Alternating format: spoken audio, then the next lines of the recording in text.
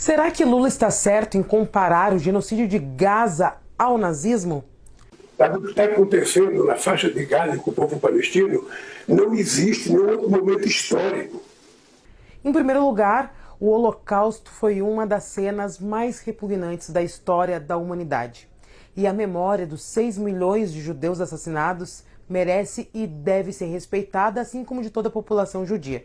Lula, em seu discurso, o que fez foi comparar um genocídio com outro. Nunca igualou, nunca disse que são situações iguais. Apenas disse que são 2 genocídios, diferentes, mas genocídios. E são de fato. Inclusive, muitos judeus aplaudiram a fala do Lula. Muitos judeus que são contra o governo Netanyahu e que, inclusive, caminham pelas ruas de Israel no dia de hoje pedindo cessar-fogo imediato.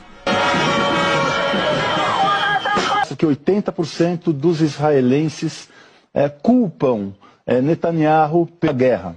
Mas a comparação com o que ocorre com o povo palestino, será que é coerente? Para debater isso, nós precisamos entender o que é genocídio, o que é antissemitismo, o que é sionismo. Agora fique até o final assistindo esse vídeo e compartilhe.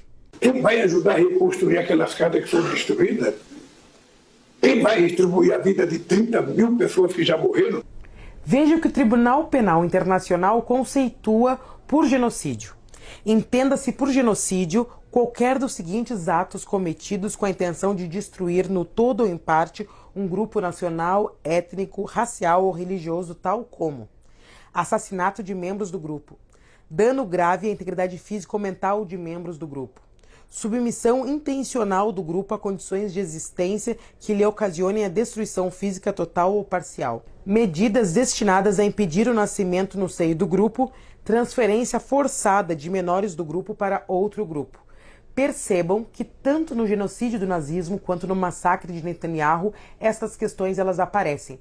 É óbvio que são condições qualitativamente e quantitativamente diferentes. Mas vejam que a perspectiva de aniquilamento de um povo, a lógica de como ocorre o massacre, ela é similar. Traçar um paralelo entre 2 fatos históricos não significa relativizá-los. Para o pensador Aimé Césaire, no seu texto Discurso sobre o Colonialismo, ele afirma que o germe dos horrores do nazismo está presente no processo de colonização na Ásia, na África e até nas Américas. Para ele, o nazismo é a aplicação dentro da Europa de uma lógica que já era aplicada contra negros e amarelos fora dela. Ao afirmar isso, Aimé Césaire não está cometendo antissemitismo, pelo contrário. Está nos levando a uma compreensão de um processo que explica a dimensão total desse mal. Lula vem sendo acusado de antissemitismo, ou seja, de pregar ódio contra os judeus. Muito pelo contrário, Lula defende um Estado soberano para o povo palestino e um Estado soberano em Israel, que ambos possam viver com segurança e com harmonia. Lula, inclusive, foi o primeiro presidente da história a visitar o Estado de Israel desde a sua criação. A verdade é que Lula vem sendo atacado pela extrema-direita e por grupos sionistas, grupos radicais, que banalizam e relativizam a vida de 2 milhões de pessoas ao não defender a existência de um Estado palestino. Eu, obviamente, condeno os ataques do Hamas, assim como Lula, que desde o início mostrou sua posição.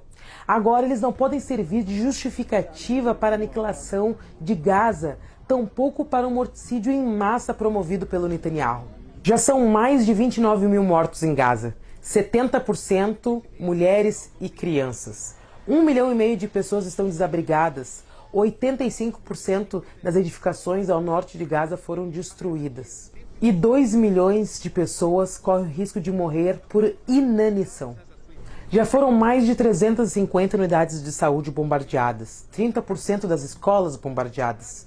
Se nós formos falar da velocidade da morte de crianças em Gaza, é muito superior à velocidade de crianças mortas em Auschwitz, durante o nazismo, por exemplo.